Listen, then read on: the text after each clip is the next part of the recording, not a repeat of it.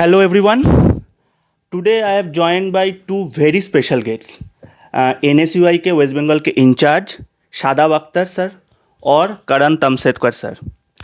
So welcome आप दोनों को पहली बार. पहली बात आप दोनों से एक चीज़ जानना चाहेंगे कि अभी रिसेंटली हम क्योंकि वेस्ट बंगाल के मुद्दे पे बात करेंगे तो रिसेंटली आरजीकर में एक डॉक्टर जो पढ़ रही थी उनका रेप हुआ फिर हत्या कर दी गई.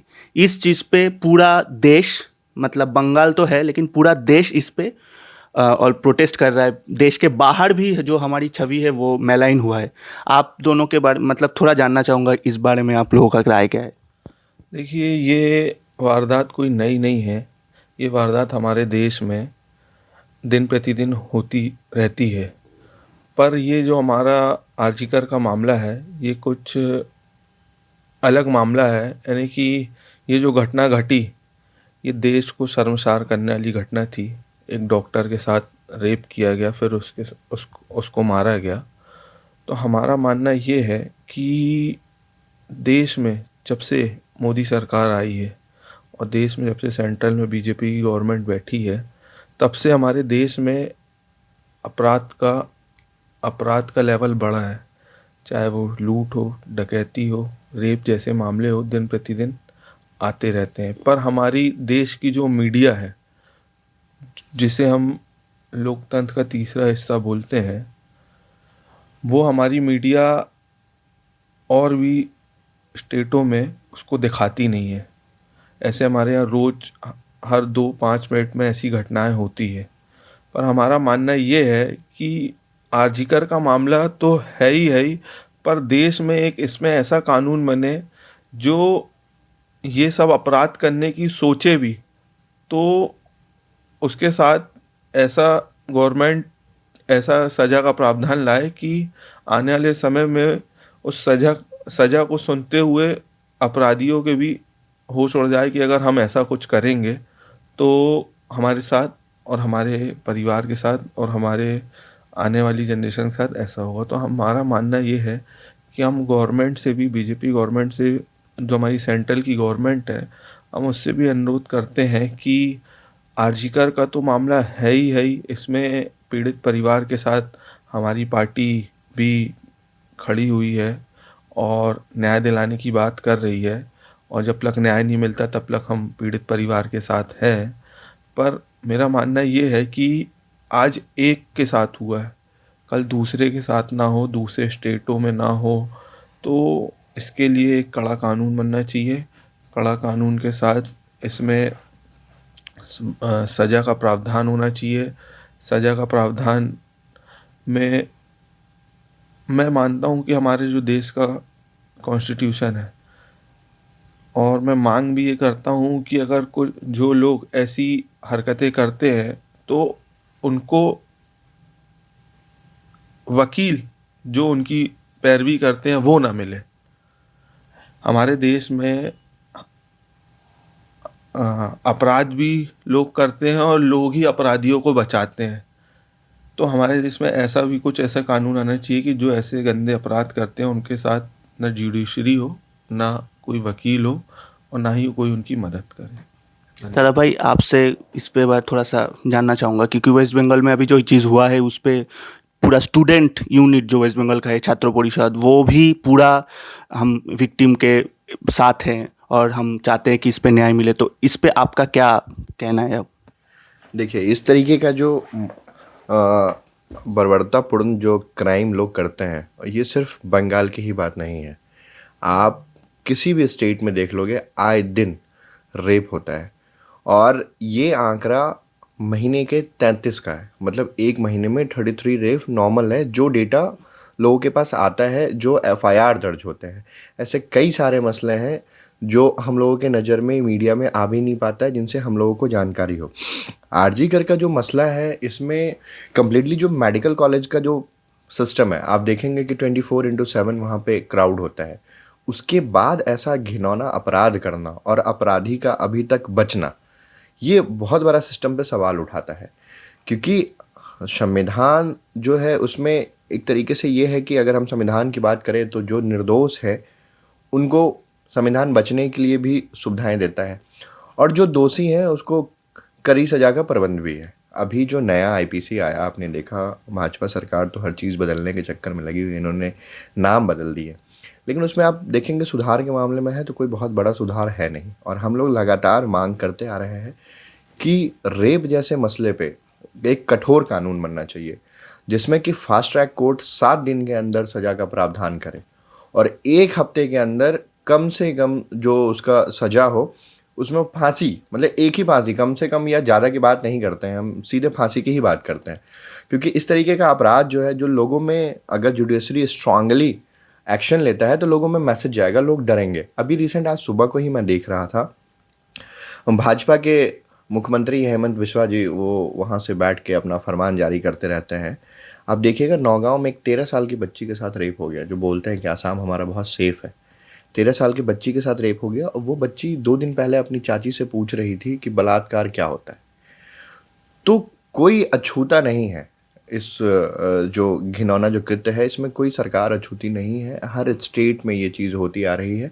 लेकिन इसमें क्या है कि कुछ स्टेट में जल्दी जो है अपराध करते हैं, अपराधी को पकड़ के सजा दिया जाता है, जिसमें आप देख लीजिएगा कांग्रेस का हमेशा रहा है और वहाँ के मुख्यमंत्री बहुत स्ट्रिक्ट रहे हैं। आपने देखा होगा जब अशोक गहलोत जी की सरकार थी राजस्थान में, तो बहुत राजनीति भाजपा वालों ने करने की कोशिश की, लेकिन तुरंत फास्ट ट्रैक कोर्ट चला के उसको सजा देने का काम किया गया। तो मेरा भी मानना है कि कोई भी सरकार हो, ये ना देखे कि वो किस पार्टी का है, किस जगह से आता है, क्योंकि ऐसे घिनौने लोग समाज में 1% भी रहने लायक नहीं है। मेरा तो मानना ये है, हम लोग संविधान के मानने वाले हैं, लेकिन अगर बस चले तो कुछ देर के लिए पब्लिक को छोड़ दिया जाए, जो वो ऐसा हाल करे उस आदमी का जो इस तरीके के घिनौने कर्म में शामिल है, ऐसा हाल करे जो एक दूसरे में मैसेज जाए और कोई हिम्मत तक नहीं करे ऐसा काम करने का।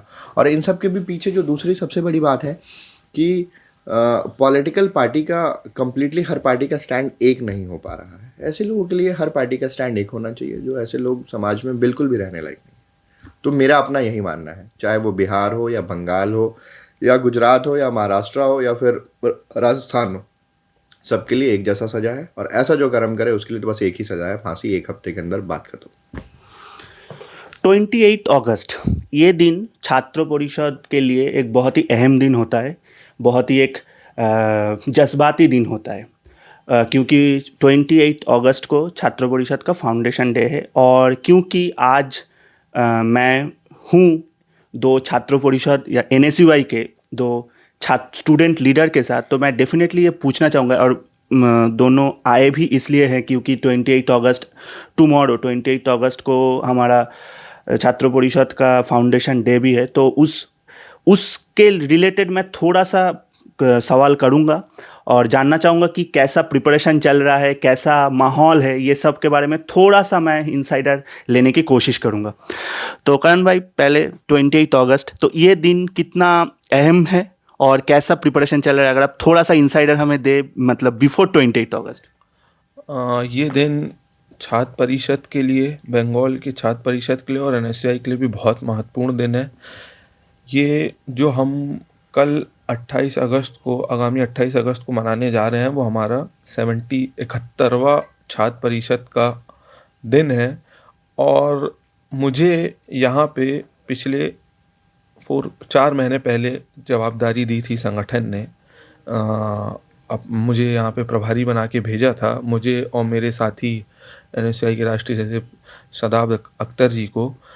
हम समय समय पे हमने यहाँ पे प्रदेश की स्थिति देखी, प्रदेश की स्थिति घूम के हमने देखा, यहाँ पे हमने लोग छात्रों की मन की बात जानी और मन की बात जानने के बाद हमने ये एनालिसिस किया कि 25 साल से ज़्यादा, उससे अधिक से हमारी यहाँ पे सरकार नहीं है, कांग्रेस की सरकार नहीं है, पर जो हमारा छात्र परिषद का जो हमारा छात्र है, जो NSUI का हमारा छात्र है, वो आज भी 25 साल से एक के बाद इस कार्यक्रम को करता आ रहा है और मजबूती के साथ डट के जो मौजूदा सरकार है उससे लड़ रहा है और अपनी बातों को छात्रों के सामने रख के और उनकी पीड़ा सुन के समय समय पे उनके मुद्दे उठाने का काम करता है। चाहे वो स्कॉलरशिप की बात हो, चाहे वो छात्र संघ चुनाव की मांग की बात हो, चाहे वो कोई भी छात्रों के साथ दुर्व्यवहार होता है उसकी, चाहे वो हॉस्टल की बात हो चाहे वो कैंपस की बात हो, तो ये छात्र परिषद जो हमारा स्थापना दिवस मनाया जाता है, इसमें हम जो हमारे पुराने लोग हैं, जो छात्र परिषद से जुड़े लोग हैं, आज से 20-25 साल पहले जो छात्र परिषद में कार्य करते थे और जो आज के लोग हैं, हम इनको अपने साथ शामिल करते हैं, इनवाइट करते हैं। इनवाइट करने के बाद हम आज के लोग हैं।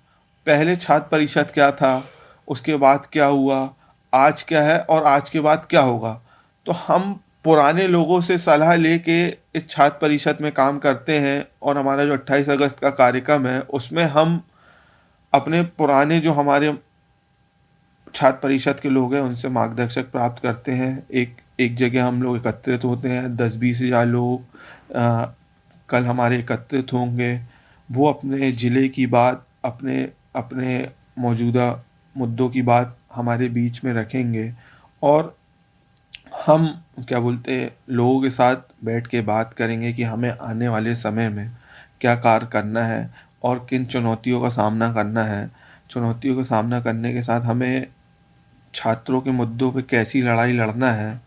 तो हमारा जो 28 तारीख का जो कार्यक्रम है, मैं भी मध्य प्रदेश से चल के आया हूँ, भाई भी बिहार से चल के आए हैं, और इस छात्र परिषद का जो स्थापना दिवस है इसका पूरे देश में लोग इस कार्यक्रम का इंतज़ार करते हैं। कुछ हमारे दूसरे प्रदेशों से भी आने वाले मेहमान हैं जो इस कार्यक्रम में शामिल होंगे। शामिल होने के बाद इस कार्यक्रम में अपना मार्गदर्शन छात्रों को और हमें भी प्राप्त कराएंगे और बताएंगे कि आने वाले समय में हमें अपने छात्र परिषद को और कैसे बढ़ावा देना है और छात्र परिषद को कैसे लेके आगे चलना है, ताकि ये आज हमारा 71वां है। हम इसको चाहते हैं कि आजीवन, आज हम हैं तो कल कोई तो परसों कोई, ये जो प्रथा चली हुई है ये कभी टूटे ना और जीवन पर्यंत ये छात्र परिषद का स्थापना दिवस मनाते रहे। और आज हमारे साथ अगर छात्र परिषद में लाखों सदस्य हैं तो हम ये चाहते हैं कि आने वाले समय में हमारे छात्र परिषद में करोड़ों लोग छात्र परिषद पे विश्वास करें, छात्र परिषद के साथ आए, अपनी बात रखे और हम उनके लिए जो लड़ाई लड़ सकते हैं, चाहे वो सड़क हो, सदन हो और देश हो, प्रदेश हो, हम उनकी जो लड़ाई लड़ सकते हैं हम उनकी लड़ाइयों को लड़ने का भी काम करेंगे। और आने वाले समय में जो छात्र परिषद आज जिस तरीके से बन रहा है और भव्यता से मनाया जाएगा। मैं आपके चैनल के माध्यम से पूरे छात्र परिषद के जितने हमारे छात्र हैं उनको मैं शुभकामनाएं देता हूं कि जो इतने साल से ये प्रथा को चलाते हुए आ रहे हैं और आगे भी मेरा मानना है कि ये प्रथा दिन प्रतिदिन बढ़ती जाएगी और ये कार्यक्रम भव्यता से चलता जाएगा। और मैं आपको भी आने वाले समय की शुभकामनाएं देता हूं कि आपका भी जो चैनल है माइक ऑन, वो भी दिन प्रतिदिन हमारी आवाज़ों को उठाता रहे और दिन प्रतिदिन ज़्यादा से ज़्यादा आपके फॉलोअर्स हो और दिन प्रतिदिन हमारी बातों को आप अपने सोशल मीडिया प्लेटफॉर्म में रखते जाएं। धन्यवाद। मैं करण तामसेतवा NSCI का राष्ट्रीय सचिव हूँ और मध्य प्रदेश से बिलोंग करता हूँ, पश्चिम बंगाल छात्र परिषद का प्रभारी हूँ। थैंक यू करण भाई। करण भाई ने एक चीज़ बोला कि छात्र परिषद ने बहुत मेहनत की है इस प्रोग्राम के लिए या मेहनत कर रहे हैं, लेकिन मैं ये भी बता दूं कि यहाँ पे आप जिन दोनों को देख रहे हैं इन्होंने भी बहुत ज़्यादा हेल्प की है, क्योंकि शादाब भाई हो, करण भाई हो, कभी वो आते थे, कभी अगर नहीं आ पाते थे क्योंकि बिज़ी रहते थे अपने शेड्यूल में, तो जूम कॉल में ऑनलाइन कभी भी कोई भी प्रॉब्लम हो तो हमेशा या तो फ़ोन पे या ऑनलाइन पे हमेशा रहे। तो ये प्रोग्राम तो मतलब जितना वेस्ट बंगाल छात्र परिषद ने किया है उतना तो करण भाई और शादाब भाई ने भी किया है। तो इस वजह से भी मैं ये कहना चाहूँगा मेरे ऑडियंस को, जो भी ये लोग मतलब जो भी ये प्रोग्राम देखेंगे।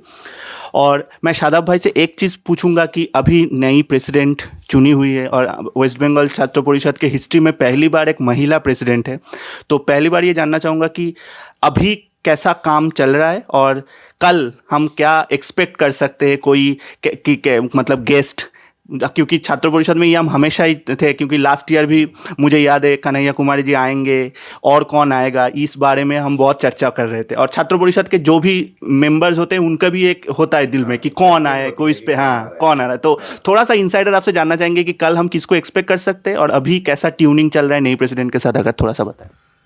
देखिए, सबसे पहले तो मैं बहुत शुभकामना देना चाहता हूँ छात्र परिषद के लोगों को, जो एक महिला को प्रेसिडेंट बना के भेजा गया। और कांग्रेस तो हमेशा वुमेन एम्पावरमेंट की बात करती है। तो यहाँ पे सब कहते थे कि ममता दीदी, ममता दीदी। तो हमारी भी एक दीदी है, प्रियंका दीदी। हम भी चाहते हैं कि वो ममता दीदी जैसी स्ट्रिक्ट तो ना हो, लेकिन वो एक लिबरल और एक ऐसा पॉलिटिक्स करे जो लोगों के हित में एक बहुत फ़ायदेमंद राजनीति हो। क्योंकि छात्र परिषद का आप इतिहास देखेंगे तो ये बहुत पुराना इतिहास है। जब 1952 में हमारा पहला पार्लियामेंट हुआ, उसके 2 साल के बाद ही छात्र परिषद का यहाँ पे जो है फाउंडेशन रखा गया और उस ऑर्गेनाइजेशन को बनाया गया। वैसे बंगाल का इतिहास बहुत पुराना है, क्योंकि यहाँ से मौलाना कलाम, टैगोर साहब जैसे नाम है। तो एक्सपेक्टेड की चीज़ें भी पहले यहीं से स्टार्ट हो। तो यहाँ से स्टार्ट हुई 1952 में, और वो आज पूरे देश में छात्र परिषद और केएसयू के साथ मिलन होकर एनएसयू इंदिरा जी के टाइम में एक ऑर्गेनाइजेशन बना, स्टूडेंट ऑर्गेनाइजेशन, जिसकी पहुंच ना तो देश तो अपनी मतलब विदेशों में, क्योंकि हमारा ओवरसीज भी हमारा ऑर्गेनाइजेशन है। तो ये जो फाउंडेशन रखा गया, एक्चुअली फाउंडेशन जहाँ तक मुझे ये लगता है इसलिए रखा गया कि जो लोग शिक्षा से वंचित रह गए थे और जो लोगों में समाज में अवेयरनेस की बहुत कमी थी, उस टाइम ये छात्र परिषद के द्वारा जो युवा इससे जुड़े, जो छात्र इससे जुड़े, उन लोगों ने बहुत भारी कैंपेन चलाया, जो घर घर जाके लोगों को फिर हाथ पकड़ के स्कूल तक लाना, कॉलेज तक लाना, उनकी समस्याओं का समाधान करना। और सबसे बड़ी बात है कि आज हमारे पास मोबाइल है, तो हम टाइप कर लिया और पता कर लिया दिल्ली में कौन सा यूनिवर्सिटी है और मुंबई में कौन सा है, कहाँ पढ़ना है। उस टाइम ऐसा कोई साधन नहीं था। तो यहाँ के जो छात्र परिषद के लोग थे, जो सीनियर लीडर्स उनको बताते थे, वो अपने नीचे वाले स्टूडेंट्स को बताते थे। उनको पता चलता था कि अरे यहाँ के बाद तो फिर दिल्ली में भी पढ़ाई है, लंदन में है, अमेरिका में है, क्योंकि उस टाइम हमारे पास शिक्षा की व्यवस्था बहुत पुण्य नहीं थी। और आज तो माशाल्लाह मुझे लगता है कि कांग्रेस ने जो देखा, IIT, IIM ऐसे जो ऑर्गेनाइजेशंस बनाए, तो मुझे नहीं लगता कि बाहर जाने की ज़रूरत है। फिर भी लोग जाते हैं, पढ़ते हैं, उनकी इच्छा है। तो ये छात्र परिषद का इतिहास 1952 का इतिहास है, और उस परंपरा को यहाँ के लोगों ने आज तक एक पूजा, एक सम्मान की तरह लाइक बना के रखा है। और मुझे लगता है कि जैसे यहाँ का त्यौहार है दुर्गा पूजा, लोग आज से मैं देख रहा हूँ अक्टूबर में है और अभी से ही एक्साइटमेंट चल रही है, अब लोग पंडाल बांध रहे हैं। वैसे ही मुझे लगता है कि पिछले 2 महीने से हमारा डिस्कशन हो रहा है कि इस तरीके का प्रोग्राम करना है और इसमें इतनी भीड़ आएगी। जो इससे पहले सौरभ जी जो यहाँ के प्रदेश अध्यक्ष थे, उनका बहुत बड़ा योगदान पिछले 6 सालों में रहा है, मैंने देखा है, जैसा उन्होंने बताया, यहाँ के लोगों ने बताया। और इस बार भी क्योंकि जो नई प्रेसिडेंट है हमारी, तो तालमेल उनके साथ बना करके सौरभ जी उनको बताना चाह रहे हैं कि इस तरीके का प्रोग्राम है, क्योंकि आने वाले कल से तो उनको ही संभालना है। तो बहुत अच्छा और बहुत भव्य ये जो है प्रोग्राम होने वाला है। और मेरा हर लोगों से निवेदन है, जहाँ तक हमारी आवाज़ पहुँच पा रही है आपके माध्यम से, कि हर लोग इस प्रोग्राम में आए। क्योंकि ये इस फ्लैग में आप देखेंगे तो 3 जो पॉइंट है, एक कॉरपोरेट लाइफ, और दूसरा जो है आपका संविधान, और तीसरा जो है आपका स्टूडेंट्स की जो चीज़ें हैं, क्योंकि ये 3 मैसेज हैं और ये 3 पॉइंट भी हैं बात होने के लिए। क्योंकि अगर आप इस देश में आप रह रहे हैं, आप एक तरीके की ज़िंदगी चाहते हैं, तो सबसे पहले जो है उसमें डिसिप्लिन है, जुडिशरी है, एजुकेशन है। तो ये तीनों चीज़ उसमें मेंशन है, और कल का मुद्दा भी यही रहेगा। और इस पर एक हेल्दी डिस्कशन होगा, जिससे मुझे लग रहा है कि आप 2-2.5 घंटा बैठेंगे तो 3-4 पॉइंट का ऐसा फ़ायदा होगा जो आपकी ज़िंदगी में हमेशा लगेगा कि अरे यार, मैं छात्र परिषद के प्रोग्राम में गया था, इस बात पे डिस्कशन हुई और मुझे यहाँ से ये सीखने को मिला। तो वो आपके जीवन भर के मतलब आपके दिनचर्या में वो चीज़ें शामिल हो जाती है। तो मैं निवेदन करूँगा कि जहाँ तक मेरी आवाज़ आ रही है, सब लोग आएँ, और कोई उम्र का दायरा नहीं होता है सीखने के लिए। मुझे लगता है कि आप 70 साल की उम्र में भी कभी कुछ सीखते हैं। लोगों का तो कहना यह है कि हम तो वो फलाना आदमी था, वो मरने से 2 दिन पहले कुछ अच्छा काम करके गया, तो वो कहीं ना कहीं से सीखा होगा। तो ये चीज़ें हैं। तो मेरा मानना है कि लोग आएँ और समझें। और दूसरी बात आपने जो पूछा महिलाओं के लिए, मैंने शुरुआत में भी चर्चा किया। मेरा मानना है कि नेशनल ने बना के भेजा है, तो आप सब लोग उसका साथ दें उसको प्यार दें, और ये आपकी ही बेटी है। क्योंकि मैं एक और बात आप लोगों को बता देना चाहता हूँ, आज जो यहाँ की मुख्यमंत्री ममता बनर्जी जी है वो भी छात्र परिषद की ही प्रोडक्ट है। तो छात्र परिषद में वो पावर है जो एक राज्य का मुख्यमंत्री तय कर सकता है। तो आप सोचिए, जब छात्र परिषद एक राज्य का मुख्यमंत्री तय कर सकता है तो छात्र परिषद एक राज्य का प्रधानमंत्री भी तय कर सकता है। तो आप लोग इनको प्यार दीजिए और इनकी मदद कीजिए। बाकी किसी तरीके की कोई समस्या हो, आपके बच्चों को कॉलेज में हो, यूनिवर्सिटी में हो या आउट ऑफ स्टेट हो, आप इनसे कोऑर्डिनेट कीजिए। और हम लोगों का जो अपना एक मानना है कि इनके साथ अच्छा तालमेल बना के बंगाल में अच्छा काम करेंगे, और हर घर तक कोशिश हमारी ये रहेगी कि लोग खुद से अपनी मर्जी से छात्र परिषद का झंडा खरीद के अपने घर के आगे लगाएं कि हमारा बच्चा इसका मेंबर है, और एक बेहतर और साफ और स्वच्छ ऑर्गेनाइजेशन में हमारा बच्चा काम कर रहा है। कल स्पेशल किसको हम एक्सपेक्ट कर सकते हैं? देखिए, एक्चुअली क्या है कि अब ये तो हमारी पार्टी का जो हायरार्की आप समझते ही हैं। ऑल इंडिया कांग्रेस है, उसके बाद यूथ कांग्रेस है, फिर हमारा NSCI है। तो जो हमारे इंचार्ज होते हैं वो AICC से डिप्यूट किए जाते हैं। तो हमारे इंचार्ज अभी मुखर आवाज़ कन्हैया कुमार जी, और मुझे नहीं लगता कि कोई आदमी उनको नहीं जानता हो। उनकी बात चल रही है आने की, उनकी कुछ मीटिंग्स हैं, और आपने देखा ही होगा अभी 3 स्टेट में जो है, 2 स्टेट में तो इलेक्शन अनाउंस हो गया। मे बी लगता है मुझे कि महाराष्ट्र में भी जल्द ही अनाउंस हो जाएगा। 3 स्टेट में इलेक्शन है और पार्टी का कार्यभार उन पे थोड़ा ज़्यादा है, तो कम उम्मीद है उनके आने का। बाकी हम लोगों ने बोला है उनसे कि प्लीज़ आप आइएगा। तो अभी मैं कुछ बता नहीं पाऊँगा उनके एंगल से, पर उम्मीद है कि वो आएंगे। और हमारे राष्ट्रीय अध्यक्ष वरुण चौधरी जी भी आ रहे हैं, तो आप लोग प्लीज़ आएँ। और वरुण चौधरी जी भी बहुत स्मार्ट और स्टूडेंट पॉलिटिक्स से आए हैं। दिल्ली यूनिवर्सिटी 2012 में उन्होंने सेक्रेटरी का पोस्ट जीता था, और अभी तक के वो सबसे कम उम्र के दिल्ली यूनिवर्सिटी के सेक्रेटरी रहे हैं। और बहुत मजबूत और दिल के विचार के बड़े अच्छे हैं वो। और हम लोगों को कभी ये फील नहीं हुआ कि वो हमारे अध्यक्ष हैं, मैं अध्यक्ष के साथ काम कर रहा हूँ। ऐसा लगता है कि बड़े भाई हैं। और हमेशा जब कंधे पे हाथ रख के वो हम लोगों से बात करते हैं कि शायद अभी ये नहीं, ये करना है, ये नहीं, ये करना है। और जब हमारे प्रभारी जी हम कार्यालय आते हैं, कन्हैया जी, जब एक तालमेल बैठती है तो ऐसा लगता है कि एक परिवार बैठा हुआ है। तो अब बड़े भाई हैं हम लोगों का, तो यही विचार है कि वो आए और आप लोगों से मिलें, अपनी बातों को यहाँ रखें। Thank you sir. तो बात कर रहे थे शादाब भाई और करण भाई से, और लग रहा है डेफिनेटली कि कल भी एक बहुत ही अच्छा प्रोग्राम होगा जैसे हर साल होता है। और डेफिनेटली हमारे जो न्यूली अपॉइंटेड प्रेसिडेंट है वो भी रहेंगी, हमारे जो सौरभदा है वो हमारे बड़े भाई जैसे हैं वो भी रहेंगे, और बाकी जो भी हमारे सीनियर लीडर्स हैं वो भी रहेंगे। आप लोग देखते रहिए माइकॉन को। अगर ये वीडियो अच्छा लगे तो लाइक कीजिएगा, अपने दोस्तों में शेयर कीजिएगा, और हमारे चैनल को सब्सक्राइब कर सकते हैं। और कल ये वीडियो आज देखने के बाद मैं सबसे अपील करूंगा कि कल महाजाति सदन में डेफिनेटली आए। आप छात्र परिषद के हो, आप छात्र हो, तो आप डेफिनेटली आए, ये प्रोग्राम देखें। और जैसे शादाब भाई ने कहा कि कोई एज ब्रैकेट नहीं है, तो सबका वेलकम है। आप लोग आइए और इस जो एक फाउंडेशन डे है इसको बहुत सक्सेसफुल बनाइए। Thank you so much.